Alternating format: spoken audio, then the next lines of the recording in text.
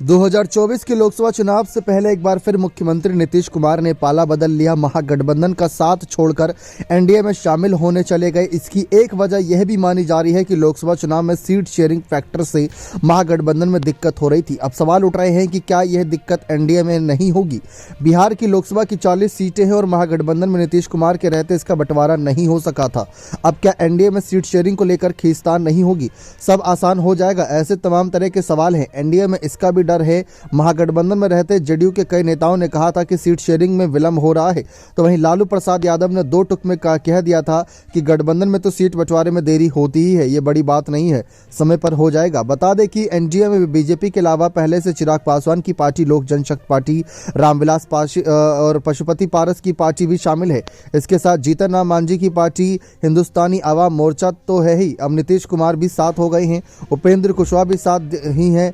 देखा जाए तो एनडीए में भी पार्टियों की संख्या कम नहीं है, सबको अधिक से अधिक सीट भी चाहिए। पिछले वर्ष 2019 की बात करें तो नीतीश कुमार की पार्टी जेडीयू और बीजेपी साथ मिलकर चुनाव लड़ी थी। लोक जनशक्ति पार्टी भी साथ में थी। हालांकि उस वक्त चिराग पासवान और पशुपति पारस एक साथ थे। बीजेपी और जेडीयू 17 सीटों पर चुनाव लड़ी थी। लोक जनशक्ति पार्टी को 6 सीटें मिली थीं।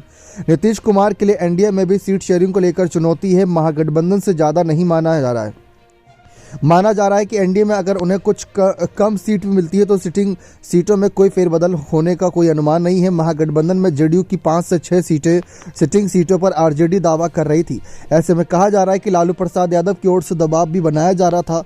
उदाहरण के तौर पर जहानाबाद सीट पर बहुत कम अंतर से आरजेडी की हार हुई थी और वह वजह बनी थी तेजप्रताप यादव के अलग गुट के प्रत्याशी कारण। ऐसी 5 से 6 सीटें थी जिस पर जेडीयू की जीत आरजेडी में अंदरूनी के कलह कारण हुई थी। उन सीटों पर आरजेडी दावा कर रही थी वे समस्या एनडीए में नीतीश कुमार को नहीं मिल सकता है।